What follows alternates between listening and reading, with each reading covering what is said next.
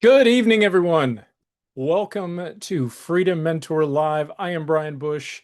I am subbing in today in solo for Phil Pistiowski. He is actually traveling to be at one of his nephews' graduations, and that's one of the beauties of this business is the flexibility we have to not miss things. And that's one of the things I know Phil has taken pride in his family. He's one of the few that can show up to everything. And so it's a special day. I'm glad he can be there. And I'm glad you're here with us today. So, welcome. We want to get started. Make sure you have a lot of fun tonight. We're going to have a great topic that we cover, and we want to get to know you. We want to make sure we're answering your questions. So, let us know where you are joining us from. We've got Tom from California. Great to see you, Tom. Got Michael from Wisconsin. Mike, great to see you. Tennessee, Victor, that's great. All right, California.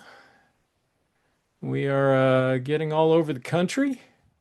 I am coming to you from Texas. Phil travels a lot to see family. I don't have to travel too far. Most all my family is local. The one exception, my mom's side is from the Philippines, and that would explain perhaps my look here, but that we don't get there a lot. That's quite a trip. Peter from Connecticut, great to see you. Steve in Florida again. All right. So again, if you're just joining us, chat where you're coming from. Again, we're going to cover a lot tonight, and we've got a special guest that hopefully is going to be able to join us to share some of his experience. And he had quite an experience as an apprentice, accomplished a lot, and has gone on to accomplish a whole lot more. So we really want to make sure that we get to know you and understand what it is that you are wanting to accomplish with real estate. Ed in Beijing headed to the Philippines. All right. We have international representation. That's great. Looks like someone might have gotten stuck on their keyboard, which is fine. Hopefully, you guys know that when you do that, you'll have to hit enter to get things working there. So, we will go ahead and get started. Actually, one of the things I want to do tonight, just to get to know a little more about the audience, I would love to know what is one of your favorite comedy movies of all time? Now, I know that's a very broad question, and maybe not everyone watches comedies, but I love comedies. I don't get to watch them like I used to. And frankly, I don't think they make classic comedies the way they used to, but that's okay. I would love to hear in the chat, if you would go to the chat and share with me what is your favorite or one of your favorite, maybe give me your top, it's in your top five. I know it's hard to commit to just one.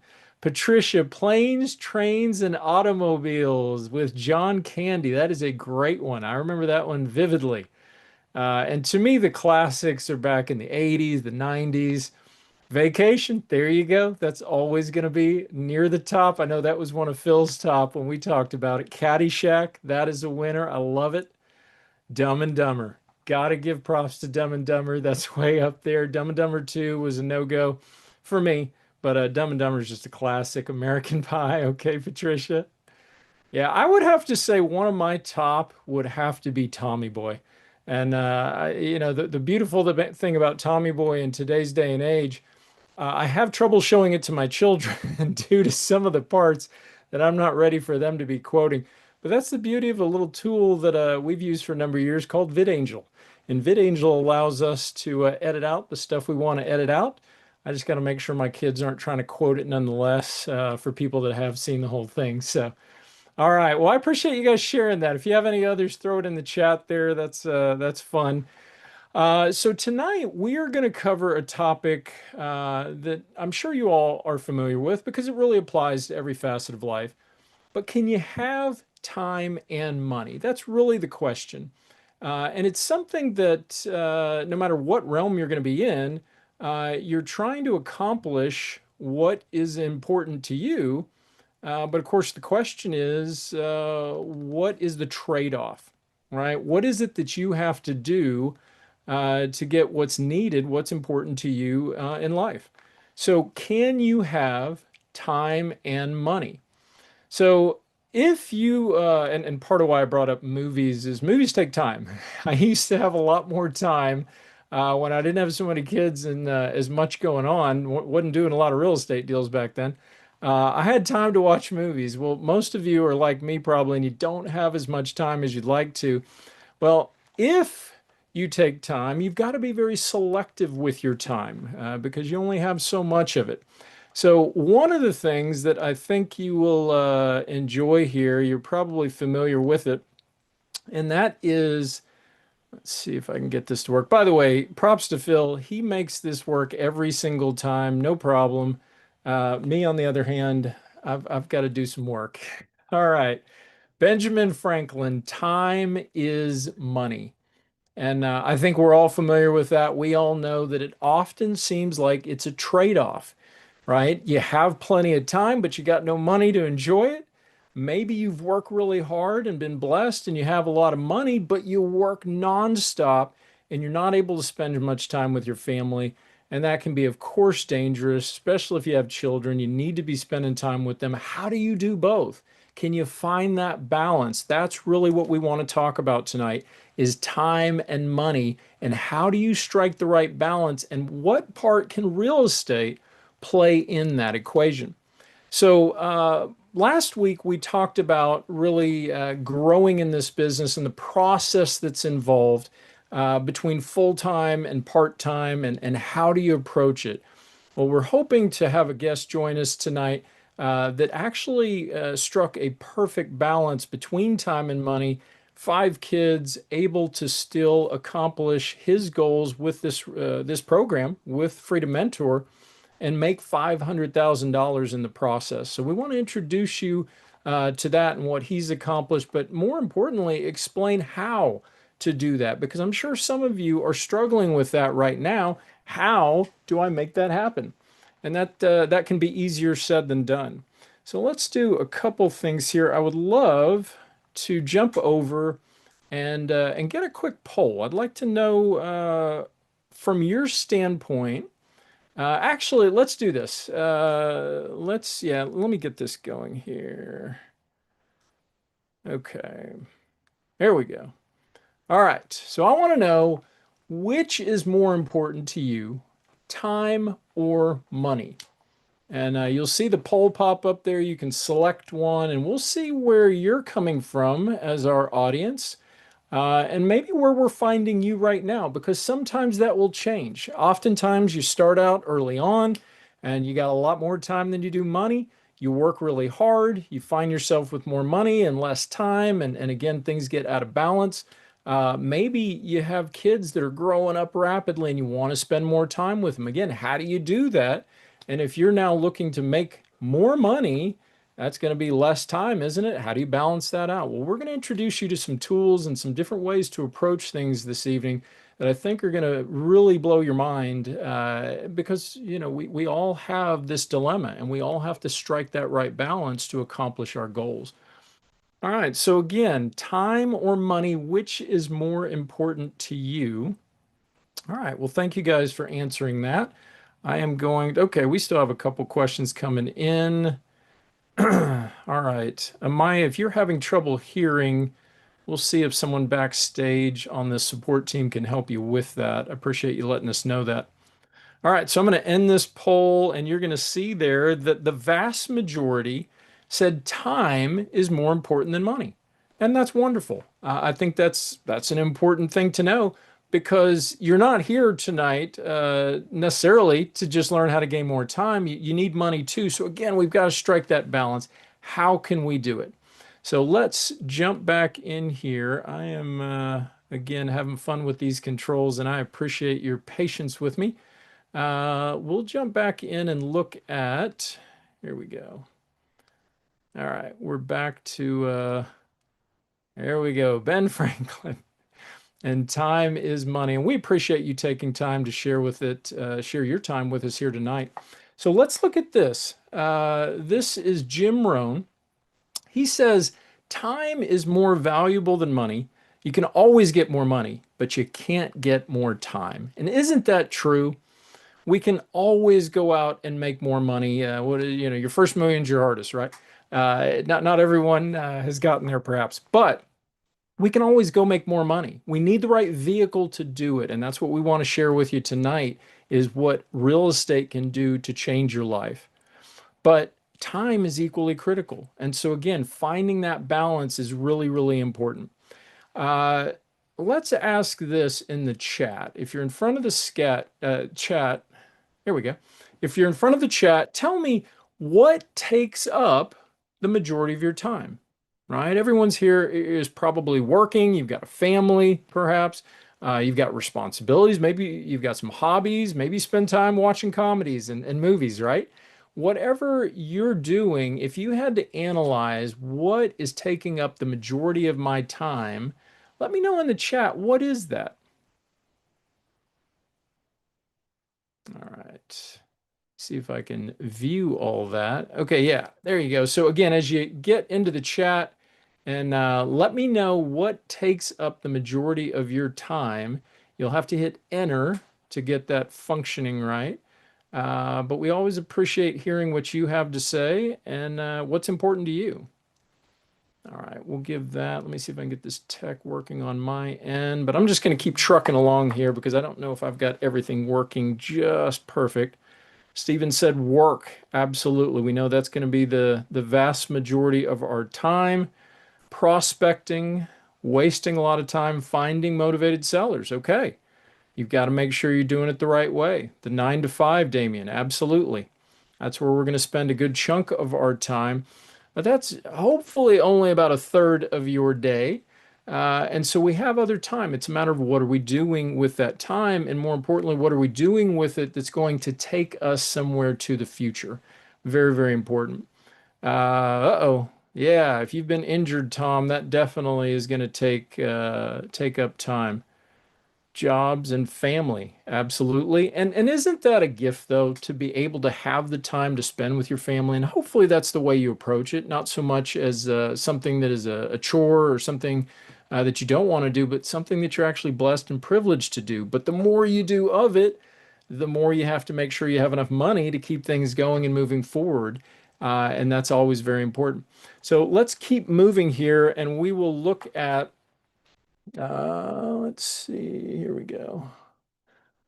We are going to introduce you this evening to a gentleman that came in to work with us probably nearly 10 years ago. And he had a background in real estate he'll tell us about. He wanted to learn how to do creative real estate. And Scott did his first subject to deal. Now, this wasn't the first deal he did with us. He actually did some rehabs, some various fix and flips, had a little bit of touch with real estate and kind of a prior life as a real estate agent. But Scott wanted to learn how to flip properties and get real control of his time, real profits in the process. His first subject to deal netted him just over $34,000. He did that while working full time with a family, 5 kids, and has gone on to do a lot more deals and see a lot more success. So we want to introduce you to Scott. He's going to tell us about this deal and how he did it. Now, we pulled this from a recent photo. Back when he did that deal, he had to do a little bit of work to the property. So probably some of what you're seeing there is part of Scott's handiwork. But Scott, again, needed the right help to be able to learn how to do that. And perhaps that's what you're looking for. What is it that I need? What is it that can help take me to the next level so that I can do real estate deals, so that I can see a profit from real estate and the time I'm putting in? As was shared here, if you're putting time into prospecting and trying to find motivated sellers, but you're not finding them, well, are you searching in the right place? Are you fishing out of the right pond? That's going to be very important. That's what we work with our apprentices on a daily basis to make sure there's always a steady flow of motivated sellers coming your way. Unfortunately, this is not a business where you're ever going to exclaim, what do I do with all these motivated sellers? That's just not the nature of this business. However, you need a steady flow of leads coming in because if you don't, then the tendency is when you finally come across one, you're basically looking to turn the loser into a winner. Not saying everything you're going to find is a loser, but if you can't differentiate, that's going to work against you. And if you're desperate for deals, that's going to work against you as well. All right, let's jump back in here and let me see if I can move this around. All right, working on getting logged. Okay, here we go. So I'm going to ask another question I think is an important one here. And I'd like to know, let me go back here. Here we go. All right, I'm going to send that in front of you. Uh, yep, here we go. All right. How many hours do you have each week to invest in real estate? You can select from the options there 1 to 5 hours, 6 to 10, 11 to 20, or 20 plus. How many hours a week do you have to put into real estate? Now, that would be collective of everything you're going to put towards it, right? If you're just getting started in our program, some of the time you're going to put in is towards training and going through all the training and videos and the other things you'd have access to that really help you get your foundation and learn what to do. As you graduate into spending your time building out your marketing, building out your team, there's a lot of different things you're going to put your time into because of course building a business comes in stages and we help our apprentices through every one of those stages until they've mastered it and in the process of making $500,000 with us by the time they graduate they're generally ready to go and take on whatever deals come their way on their own and see all the profits at that point. All right, so again, let me know there, how many hours do you have each week to invest in real estate? So we'll go ahead and end that poll and we'll share that with everyone. It looks like the majority of folks, 6 to 10 hours a week. So that's maybe 2 hours a night, hour to 2 hours. Maybe you're doing 4 or 5 on the weekend to cram all that in. I've found that that is the sweet spot. Now, of course, you can get by on less. We've seen people that can only fit in a couple hours on the weekend or maybe 15 minutes here or there throughout the week after work. But there's a lot of flexibility in real estate. That's one of the beautiful things about this business is the flexibility and the fact that especially as technology goes on, there's so many more tools that we can utilize to be able to literally on your phone reply to people. There are third-party answering services if you really need it. As you grow into your business and are doing a lot more, you're going to probably end up maybe working with an assistant at some point. So we work with our apprentices to be as efficient as possible and work with whatever situation they have. The real question is, do you want to accomplish something and what are you willing to do? What do you need to do to put that in place to be able to make changes? And we want to talk more about that as we go here tonight as well. So the second portion actually said, I've got 20 plus hours a week. That's wonderful. Part of the flexibility here is you can move at the pace that works for you. Some people come into this and they spend literally months. They kind of want to master everything. I've found in my experience, you need to put time into doing deals. And that's what we really try to walk through our apprentices with on a daily basis. How do you actually get out there and talk with the seller? How do you size up the property and analyze it? How do you present those offers to make sure that they make sense and that they're going to be a win-win, both for your seller and for you? So walking through all that, and the beautiful thing about this business as well is it is a simple business, but it's not easy, right? There's definitely a lot of steps to master. Once you master them, then it kind of falls into that rinse and repeat. And this is absolutely attainable. I was talking to an apprentice this morning on one of our group coaching calls and mentioning that, Phil's been asked the question, how many people in your program succeed? And I love this. This was probably 7 years ago that he answered this, but 100% of the people that are willing to be committed, be consistent, they're willing to do whatever it takes, and they're not going to quit. If you're willing to do those things, this is a real business. This is not a lottery. This is not a get rich quick. This is a real business, but you've got to be committed to it.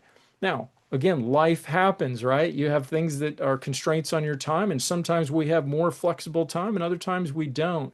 Real estate is very flexible, such that You get done with a deal, you can put it down for a few months if you need to. You might be kind of juggling a deal or two in the beginning, and that's all you can handle. And as time goes on, you find that that's a lot easier to do a deal or two and still work your full-time job and handle other responsibilities. So again, it's learning to be efficient. That's what's absolutely important. All right, let's go back here and I'm going to try to get this working again. Again, I appreciate your patience, guys. This is not what I have spent a ton of time doing on the presentation side. This is Phil's expertise. Let's see. Okay, here we go. So let me go back over here and we'll pull up this next one, which is a great quote. Lack of direction. This is Zig Ziglar. Lack of direction, not lack of time, is the problem. We all have 24-hour days. And isn't that true? Whether you're a CEO of a company, whether you're a sanitation engineer, we all have 24 hours in a day. It's a matter of what do you do with that time? How efficient are you with that time? And that's what's most important. I'd like to see, let's go here. Yep, here we go. I'd like to introduce you to a tool that has been just absolutely valuable. I know to Phil, to me as well, and you guys may have heard of this. It's a program called Getting Things Done. It's by David Allen. It's really a management system, a way, a methodology to get your arms around life, to make sure you can clear your mind and actually use it for what it's best for, which is to think, to accomplish things that you've already mapped out. So he's got a system. He calls it the art of stress-free productivity. And he revised this. He originally wrote it, I want to say around 2001 or two. He recently, I'd say in the last 10 years, revised it again and kind of brought it up to date because he doesn't rely on a lot of high-tech tools. He wanted to create a system that kept it simple. Whether you want to go high-tech or low-tech, you've got a methodology to stay productive and to stay consistent. And one of the key things that he points out is if you don't have a system you can trust, then you won't do it, right? Your mind is not able to let go of things, and you're constantly holding on to things, and you're trying to use your mind as a storage. And that's not what it's best for. It's best for processing a lot of information and thinking and making decisions and accomplishing things. And that's what we train our apprentices to do, to get more and more efficient so that they're able to be successful and maximize their results. All right. So if you have heard of getting things done, let me know that in the chat. Maybe you've gone through that and seen some success with it. Okay, Patricia has not. I'd absolutely recommend that you guys take a look at it and check it out. It is absolutely a game changer. And we're talking for whether you're a CEO of a company, whether you're trying to start your first business, you just want to organize your family. This is a system that's absolutely going to be invaluable to what you want to accomplish. So if you have an opportunity, you absolutely want to check that out. It's something you can get the book. There's an audio course you can listen to, or not so much a course, but I think I originally got it through Nightingale Conant back in the day, and listened to it there. So it's on CDs, it's digital. You can get the book. They got workbooks. They've got a whole website and everything else. The most important thing is to implement it. All right. It's really a simple system, yet very robust. You can integrate it in with pretty much any tool you use. If you use Evernote or OneNote, or again, you just go low tech and use paper. That's fine too, right? You can literally, one of the key things he's going to have you do once you've collected everything in your life. He's going to talk about your inbox, right? How do we get inputs into our lives, right? Is it jotting things down I need to do on a to-do list? Is it the mail that comes in? Is it emails that are coming in? Is it texts that are coming in?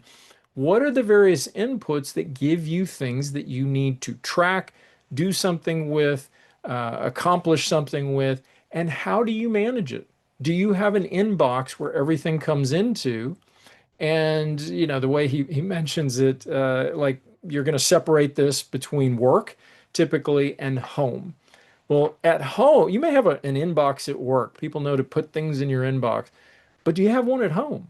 Right? If you don't, he'll default to, well, your house is your inbox. And that doesn't work very well. Again, we've got to be organized. So, first, we've got to organize everything. One of the things he talks about is email inbox zero. A lot easier said than done. I think we all know we have way too many things we need to get off that list, right? But once you've organized it, now what you're interested in doing is you want to now process it. And he's going to talk about on a weekly basis going through and making sure that you're able to do a weekly review. And that weekly review is when you sit down and you inventory everything in your life. You make big decisions when you're clear headed, and he'll talk about the music you should play and everything else to optimize your brain and everything else. But once you're doing that, you're planning out your week so that through your week, you spend less time needing to figure out what to do. It's a very efficient system towards where am I? What kind of block of time do I have? What do I have on my list that I can knock out? What is the priority? How can I maximize my results and free my mind up to do what it's best? And that is concentrate on the actions you've already decided to do so that you're maximally efficient, if I use that word right. So you want to be as efficient as possible, and that's part of how we accomplish what we're looking to accomplish. So that moves us, last slide I want to bring up, and then we're going to bring Scott out here. And that is a quote that we've shared before. Most people overestimate what they can do in a year, and they underestimate what they can do in 10. And that's really the question. Where are you today? Where were you a year ago? Where were you 10 years ago? Where do you want to be a year from now and 10 years from now? If you are taking actions to help go that direction, well done. That's what you want to be doing. If you're not, you need to chart a course and figure out what do you need to get there? Where do you want to go and how do you get there? What tools, resources, help do you need in place in order to make that happen? That's going to be very important to the decisions you make and part of what we're going to share ongoing here tonight. Let me see. I think we are ready.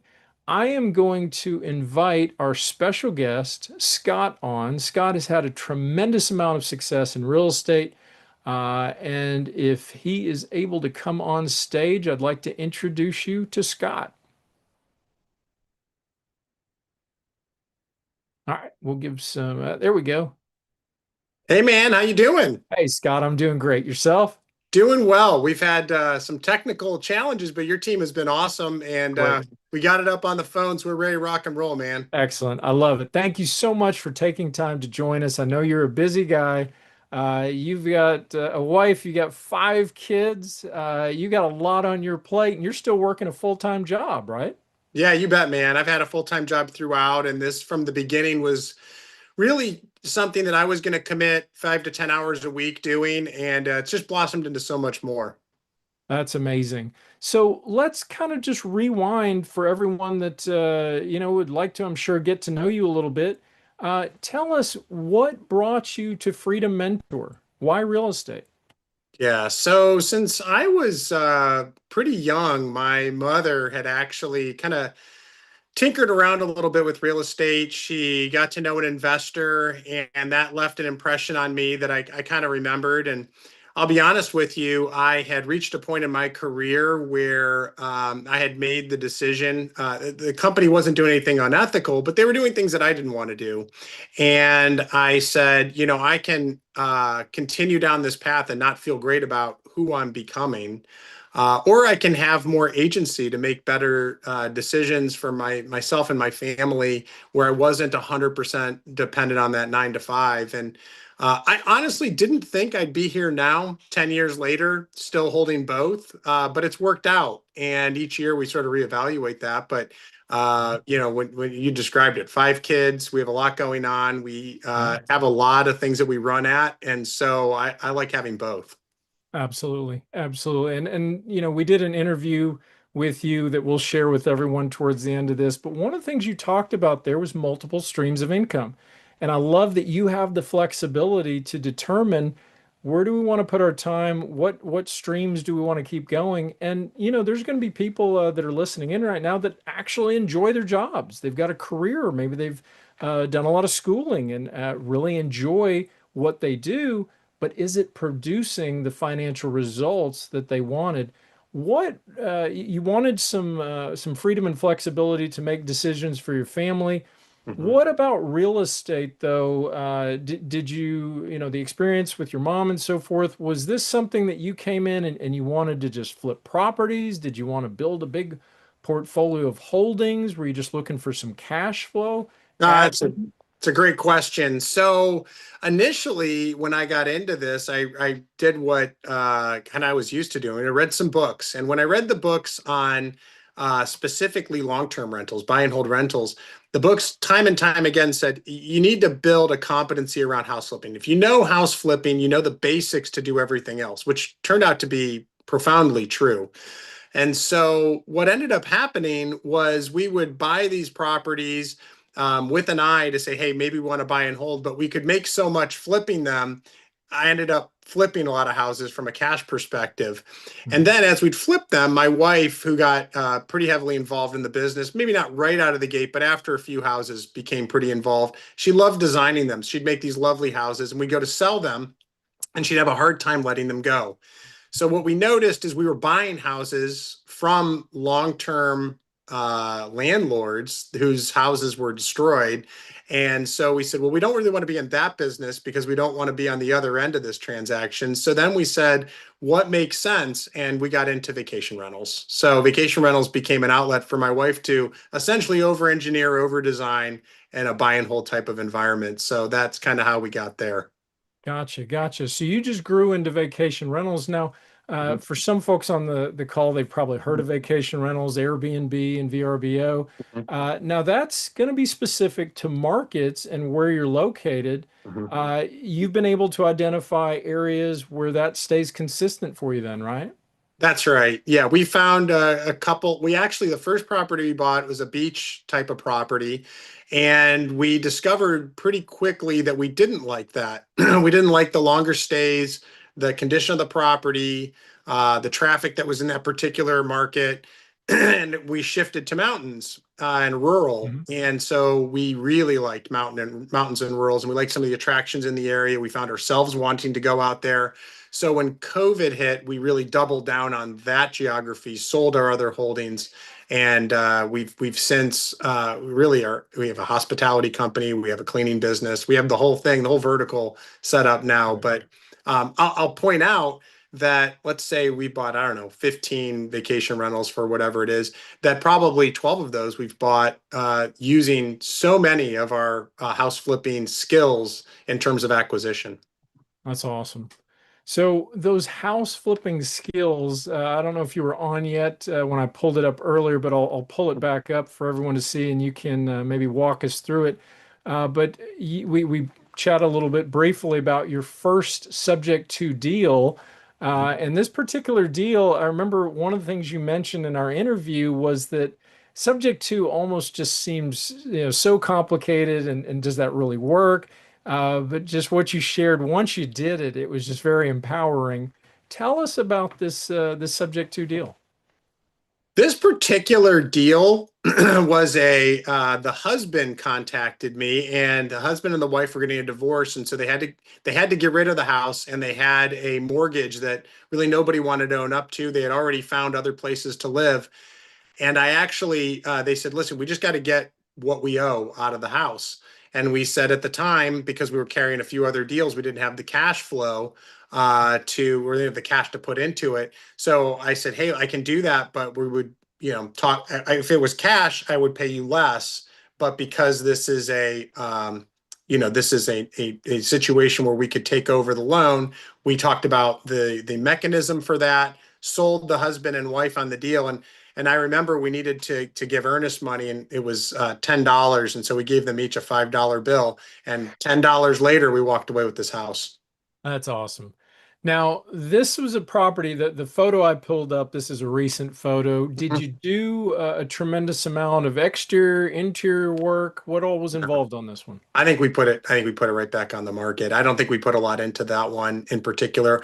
Honestly, don't remember, Brian, you mentioned this. And I said, Brian, it's been 10 years since I did that one. Wait a little bit. And we've done several since then. But I Right. remember the people in it, and I don't remember how much we put into that particular. I apologize for not giving you the details on that. No, no, no, all good. Because I know that you had some that you rehabbed and some that you just, as you said, you put it right back on the market. And that's one of the things that we always stress because a lot of people, and I'm sure you experience this, they are busy competing for deals, right? Mhm. They're trying to find an edge, going to auctions or whatever they're doing, sending out postcards. And invariably, they're competing and they find the only way to make money is to put a bunch of money into a rehab, right? Mhm. It's at least tangible. I fix this, put $1 in, I get $2 out, $3 out, whatever that may be. We always want to be in a position where we can make the quick nickel, or if we find it worthwhile, we can pursue the slow dime. Mhm. And so, as you took on this business, was that new to you, or was that something that you struggled with? So I share with you that my wife was involved in the business and she loved the design part. So we ended up building a bad habit of over engineering these houses. Okay. And we're Right. still buying them right. So we did okay. But Mhm. I can tell you that, and I've been over 10 years doing this, that now when we buy deals, in fact, just the last one we bought, my wife immediately said, we're not doing anything to this house, right? We're just going to put it right back on. So she now tells me that Mhm. that's the prudent thing to do. So Yeah. it's all about how you buy it, and all the different lessons and techniques that go into that are absolutely crucial. Absolutely. And I love what you shared because we've had a lot of people come in that they enjoy that transformation. They just get a charge out of, I've often shared in business, we can spend so much time trying to move this along, move that along. And, are we really getting results? I need to go mow the lawn, right? When I mow the lawn, I see something completed, right? Yeah. And that can be very empowering in and of itself. But when you are running these vacation rentals, you get the opportunity to for your wife to use the creative design and flair and so forth and enjoy that part of it. I'm curious for those that are perhaps listening in and they've watched HGTV and seen the on TV, made for TV drama. How much would you say is that true? Did you find that rehabs were a lot of headaches when you took those on? Yeah, especially now in this environment, absolutely. It's only gotten worse. And I mentioned that we had a bad habit, and that's the way I view it. It was definitely moving in the wrong direction. When we did those deals, man, it was a lot of work, always went over budget, and we ended up making less than had we just put it right on the market right from the get-go. So I think we've learned that lesson at this point, and I think again in the vacation rentals, it's fine. You can intelligently spend the money, but when we go flip houses, we cherry pick. Yeah, absolutely. So, what is your goal at this point? Are you looking to continue to build or build a portfolio of more short-term rentals, or what does that look like for you and your wife right now? We do all of it, right? So yeah, we continue to, I would say we are opportunistic buyers all around. So we have our marketing engine set up appropriately. We have the different ways that we acquire, we know, and we kind of do all of it. But we're very thoughtful about it. We're very intentional. One thing that I've observed building relationships through Freedom Mentor, we have a group of us that are graduates and so forth that we get together. We all have matured into being very selective about the deals that we get into in all types. The thresholds are very high, and we do get deals. We just don't get as many deals that way, but the ones we get are absolutely awesome. Absolutely. Now, how do you find, obviously, our focus tonight, can you have time and money? Mhm. How do we mentioned the David Allen getting things done. There's a lot of different productivity and management systems. How do you in particular balance between finding properties, working a full-time job, the kids and everything else? How do you personally find balancing all that to work best? Well, you're not going to make everyone happy. So you have to know exactly what it is that you want first, and Mhm. then remind yourself of those things and be okay if others are disappointed in the areas that are less important. So we say no a lot and we are very specific. If it's not a resounding yes, it's pretty much a hard no. So we turn a lot of things down, but that frees us up to do all the things that are in fact important. Like you said, we value several areas of our life and are very intentional about our time. And I think that that's the key to success is to spend the time, the things that you've pre-established are important, and then go after them hard. Absolutely. Now, I'm curious when you started this business, the background you had, the things you had in mind, is it everything you thought it was going to be? Were there things that maybe you thought were going to be different as you started learning from Phil? Yeah, I was surprised. I got the hang of it after a while, and then I would have to check in when things got were one-offs. Mhm. I don't know that I was going to have the community that I have. I think that's been a surprise as I've developed long-term friends and relationships. Beyond it's the Freedom Mentor people, but then beyond the sort of time where I was formally engaged with Freedom Mentor, it's really extended beyond that and they become personal friends. I think that's a little bit more thinking in terms of the community that we can build while doing it. If you've gotten to the top and you feel lonely, you've done it the wrong way.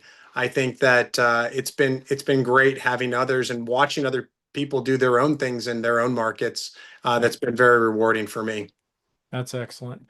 You know, it's interesting because Phil will always comment he didn't really see that part of it coming because we've actually had, and I think you probably know Jordan. Jordan was one of our apprentices that really, I think he graduated in like 10 or 11 deals. And to the point, he'd only done certain types of deals and he felt like he just needed more. He didn't want to find himself unprepared. He actually signed up for more deal splits and he wanted to get more coaching. And he did a few more and then kind of felt like he was ready to move forward. But that's such an important piece because not only is it someone you've built these friendships, but it's also people to bounce things off of. And when they're not in your market, they're not local competition. There's someone that you can actually be iron sharpening iron, which is very important, right? Yeah, so graduating, I can kind of speak to this. It's interesting. We had our call today where we all got on a call, and you see people that have become developers. I'm a short-term rental guy. You see people that buy apartment buildings, people that have just gone on to flip a lot of houses, and so you see just the entire gambit of how people have found success and fulfillment and have utilized the foundational skills. But it is literally you've seen one. I think there's all these different ways to succeed. Right, absolutely. Well, one of the things you shared in our interview that kind of stood out to you as well, just to be a reminder here, you mentioned behaviors and outcomes. You Mhm. talked about how when you first got started, maybe your focus wasn't quite in the right direction. Could you share more on that? Shoot, what was I saying, Brian? Let's see. You put me on the spot for a second here. No problem, no problem. I know that was a little while back when we did that. So I think you were talking about when you started learning, you were more focused on what is it I'm trying to accomplish? What is it that I need this deal to do or this method to work this way? And when you started focusing on the behaviors, what are the things I can Mm. control? What are the actions I need to take? Well, Uh, that's a great point. We talked about earlier that, one thing that was very successful for me was I was going to put in a minimum of 5 hours every week mhm. chopping wood, carrying water, if you will. And that was making sure that I was following each of the steps and rechecking that I was, following up with old clients, that I was doing my sweeps on the deals, that I was I was doing everything that I had signed up for, but just continuously putting in the time. I know Phil said, he said the people that stay in the game the longest are the ones that win. And it's true that the same behaviors done time and time again over time, that's really what pays off here because it is a sliver of the total market that you're really looking for. But you have to believe it exists, and then you have to know what to do with it when you find it. Absolutely. Absolutely. And then you have to be consistent. And Mhm. it sounds like that's one of the things you've really found the groove. How do you, you mentioned 5 hours a week at the time. What kind of time do you consistently put towards real estate now? I would say I'm more in the 15 or 20 hours a week kind of range. That's on top of my, so I also, so with my W-2, if you will, I took sort of a lateral step down along the way to a job that I could really manage with a limited amount of time remotely so that it set me up to do more of what I enjoyed, which is the real estate, but also I was still successful with what I was doing. Took me off of an executive track for sure, but I have the flexibility to do things on my timeline, which then gives me the ability to pour into the other businesses. I would say that that's probably split up 60/40. I probably spend 5 hours a week on flipping business and probably 10, maybe 12 hours a week on the vacation rental business. So it's probably split up along those ways. But I mean, we'll make more on the real estate businesses than my fledgling executive job. So it's worth it. But I like having both, and I can manage both. And with 5 kids, three in which are college age, it's challenging. You got to keep up with all the bills and do all the things you want to do.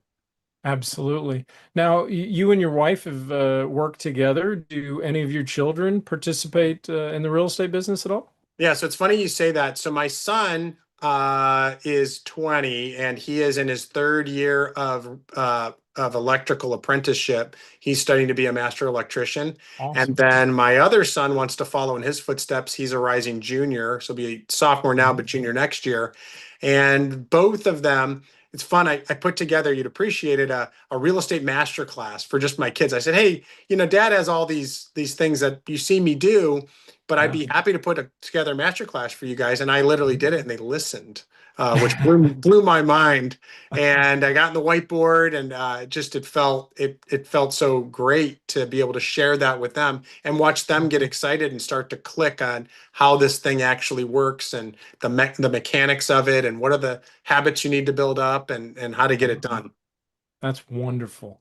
And that's one of the things I love about this business is how flexible it is, how many different facets there are to the business. When I first took on my very first rehab, I wanted to get in there and learn what everything was. I wanted to get hands-on. I wanted to know if I'm gonna, run a contractor or crew or whatever it might be. I want to know at least what we're talking about, so I'm not the patsy in the room to be taken advantage of. And I got in there and started learning electrical and how to rekey locks and how to frame and all kinds of things. And as time went on, I realized, when you pick up the hammer, your income drops to that of the guy that swings the hammer. And if that's what you enjoy, awesome.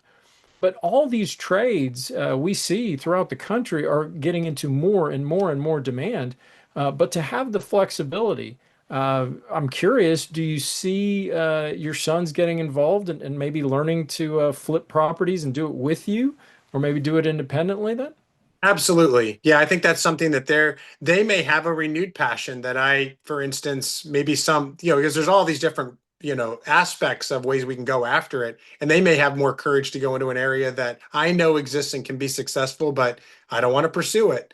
Um, Yeah. that's the type of thing that I think we could become very synergistic in that way. Plus they have the old guys experience and quite frankly, at this point, bankroll to help them along the way that I Right. didn't have. Absolutely. And that's an important piece. And by the way, everyone that's with us, if you have any questions for Scott, please throw those into the chat. We'd love to hear from you. One that came in from Patricia here, do you take into account the tax structures when flipping or holding? Absolutely. You want to make sure that you have the right team in place. Make sure that you're doing what makes sense for the incomes that you're bringing in, for your own situation in the state that you're located in, because that can affect the structure that you hold things in. again, differentiating between short term and long term. Scott, I'm sure you have entities that you're going to use for your long term holds, and your flips are going to be very different. That's pretty typical.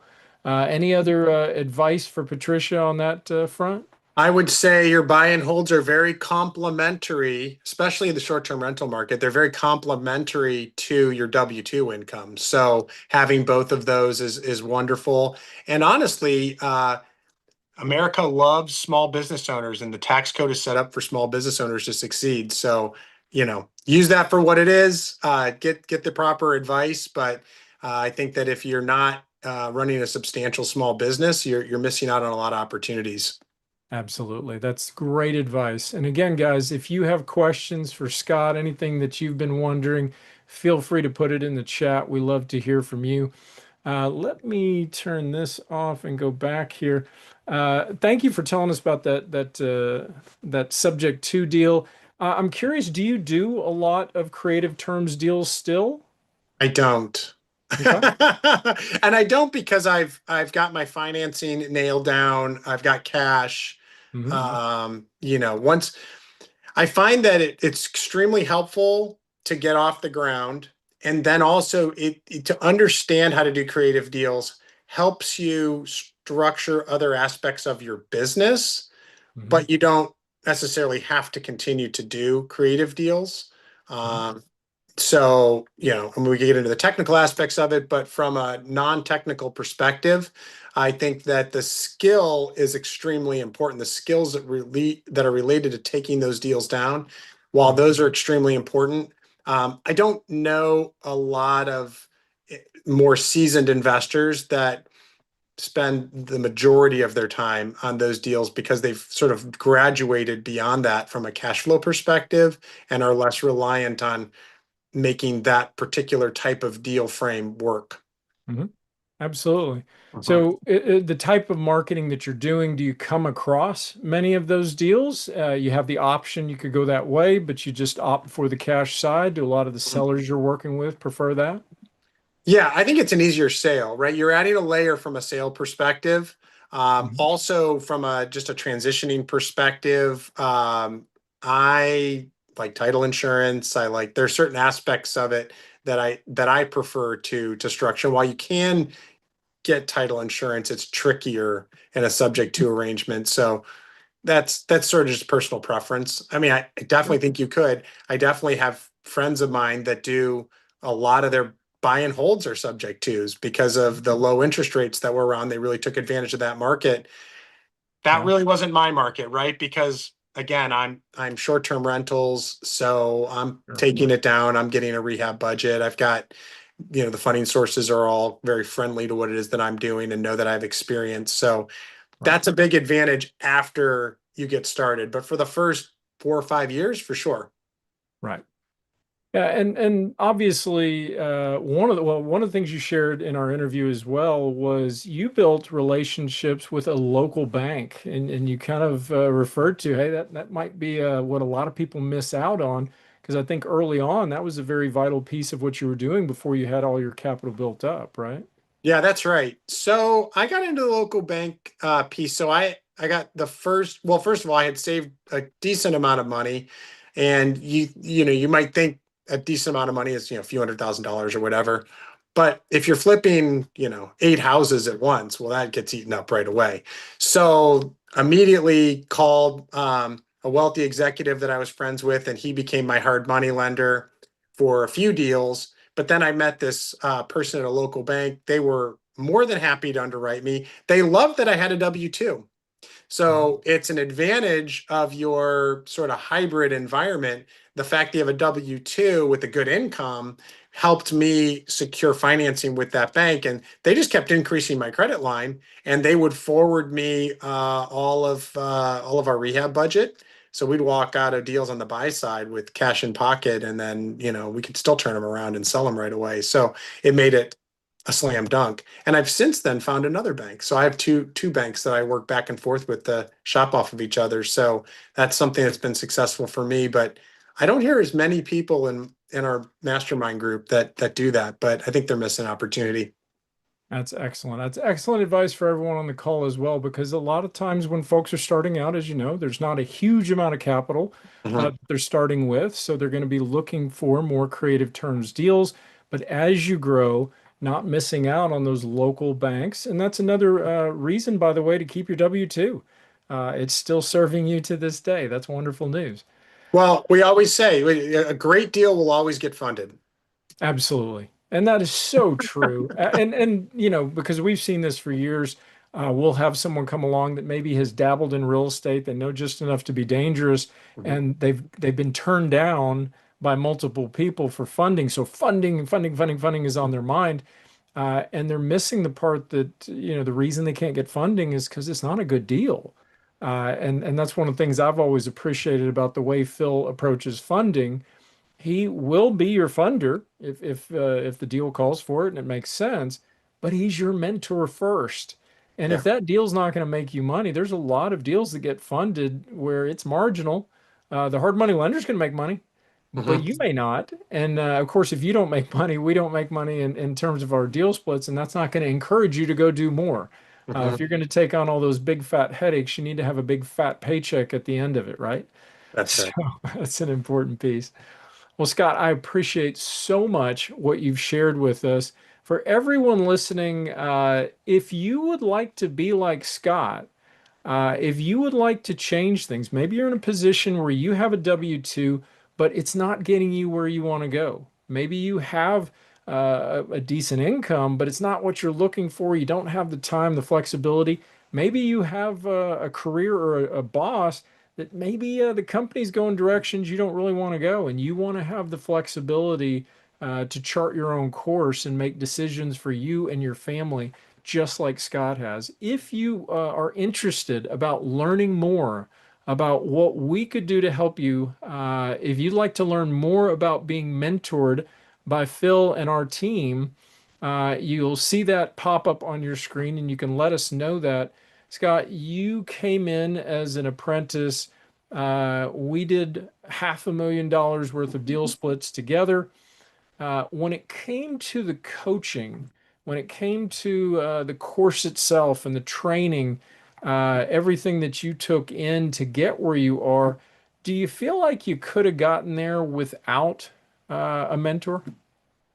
So I always say it was my burn the boats moment. So, when you go into anything, you can always have one foot in the door, one foot out, and making the commitment up front and putting a pretty sizable down payment down to start things off was my way of saying, we're taking the island. We're going to burn these boats. We're taking the island.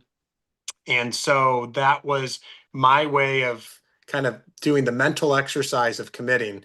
And so once I got into it, that mindset was the biggest driver, was making the commitment and just getting in. Then once I was in, yeah, I I joked early on and said, yeah, I can do this. And maybe I was right. And it's hard to find the counterfactual, but I think having somebody walk alongside you, especially for the first 10 or 15 or 20 deals, is absolutely critical. And even now, I don't do this all alone. I got my friends. Yeah. So the community continues, and I continue to have the opportunity to bounce ideas off of people, and we all do it on the other side. So I Yeah. don't know that that ever really goes away. It's just that maybe the relationship changes a little bit, but Sure. you're still the student at heart. You have to be. Absolutely. And that's such wisdom because even after you've graduated, there's always going to be new problems, new deals coming your way, new things you haven't seen. And so, again, iron sharpening iron, sticking as you grow your circle of influence and the contacts and the team that you have, being able to reach out. I know a number of graduates, one that you mentioned on development, I'm thinking of Josh have multiple times talked about reaching out to Phil. Hey, I had this happen. What do I do? And that's even after graduating, because you're going to run into things that you just haven't run into before. And no matter what you embark on, and you know, Phil works on the commercial side as well. I don't think you've had any touch with commercial, right? No, but Josh is in our mastermind, and we Yeah, spent probably 45 minutes of our mastermind talking about AI and how we were using it in real estate. gotcha. Wonderful. And that is developing fast. Well, for everyone that said yes, if you're interested in talking with our team, the next question is, if I can get this to launch. Let me see if that launched. One moment. Again, Phil is the one that is the master at making this happen. Here we go. Learn more. Yep. If you're interested in learning more, the next question is when would you like to connect with us? We have some team members standing by. If you'd like to chat with one of them right now, you can hit right now. If, on the other hand, you'd like to schedule for later, we can absolutely help you do that as well. Now, Scott, you mentioned you're not pursuing the commercial side. You are, continuing to stick with what you're building. Um, what is that? What does the future look like? When do you get to a point where, I think I want to go a different direction, or do you see yourself cutting the W-2 off at some point? Do you see? You keep pushing me in commercial. I don't know if there's a hint there. I think commercial could work. I think the challenges I have is mindset driven right now. You look at the market overall, and again, on market doesn't make any sense. Big surprise, but weighed against what you already know you're good at that you can do well. I mean, one would argue that when you build a pretty substantial portfolio of short-term rentals, you're in the commercial space because I think because Sure. they're on one geography, well, not all, but mostly in one geography. And so they're all Mhm. DSCR loans and the whole nine yards. So, Gotcha. truth be told, it has very similar structure, very Mhm. similar lending and financing aspect. But I think if the passion were there and my wife was on board and it was something that we wanted to do, that was engaging and fun, we joke that hey, we could quit and do real estate as our only gig, but we like spending a lot of money on the things that are important to us. And Yeah. honestly, and I'll throw this out there, and it's not has nothing to do with Freedom Mentor per se, but maybe it does. And that is we like to give a lot of money away. So, I Wonderful. mean, we're always doesn't matter it feels how high they're setting that standard deduction. We are going to blow by it because we just give a lot of money to church, other Mhm. charities, people that are important to us. So we give a lot of money away, and we like to spend money very thoughtfully. So I think between all of those, it's you get one shot at this world, may as well just run after it, right? And Absolutely. I think if we felt commercial was going to be something that would energize us, I think we'd probably double down on it, maybe go down that path. But Sure. right now we've got a lot, a lot Yeah. we're working on right now. Well, especially with kids going through school and trades and, and trying to get their life on track, you've got to be financially prepared for all of that, right? That's right. Thankfully, Absolutely. that's the case, and it's great having, as you said, multiple sources of income because you watch it pop in, and it bails you out in situations where Absolutely. you need it. Absolutely. Well, guys, if you're still listening in, we appreciate it. I'm going to pull up here. If you would like to schedule for later, you're going to go here to freedommentor.com/schedule. You'll see there that you can select the time, the date, and set a time to meet with us, meet with our team, do a session where we can help answer your questions and help you determine if we're the right fit, if we're the right fit for you, and if you're the right fit for us to help transform your life, to help be like Scott and have the kind of balance between time and money and options for the future that he's been able to achieve for himself and his family. Scott, we thank you so much for taking time to share with us here tonight. Everyone, if you would, please thank Scott in the chat. Give him a thumbs up there. Again, Scott, we know you're a busy man. You got a lot on your plate. And by the way, Stephanie shared there for everyone the link to the interview that we did where you can learn more about Scott and what he accomplished with us as well. There you go. Stephen, thanks you. And again, Scott, just congratulations on all your success. Thank you so much for taking time to give back. I know you're mentioning giving, and that's a wonderful blessing to be able to give. But you're also giving your time and sharing it here and helping some of the attendees tonight determine where they were there tonight, perhaps where you were 10 years ago, maybe without a Zoom call, but trying to determine is this, if I'm going to burn the boats, is this the right group to do it with? If I'm going to put all my eggs in one basket, is this the right one? And we're so pleased that you chose to work with us, and seeing your success is really the proof in the pudding, right? Yeah. And I saw the slide before I got on that talked about, we tend to overestimate what we can do in a year and underestimate what we do in 10. And I'm a 10-year overnight success. Even my siblings, they're like, "Oh gosh, you have all these things," and all, and it's like, yeah, it was 10 years. That's how Yeah, long it was. And yeah, we're great now, but it was 10 years of a lot of work, but we finally got there. absolutely. Well, such a huge blessing. Thank you so much for sharing it. For everyone that is still with us, again, click there if you would like to schedule. Otherwise, we're going to sign off. We went a few minutes over tonight. Next week, we'll have Phil back and have another great one planned. Scott, thank you again. Everyone, there will be a video that plays that will give you a little more information. Have a wonderful evening. Thank you for joining us.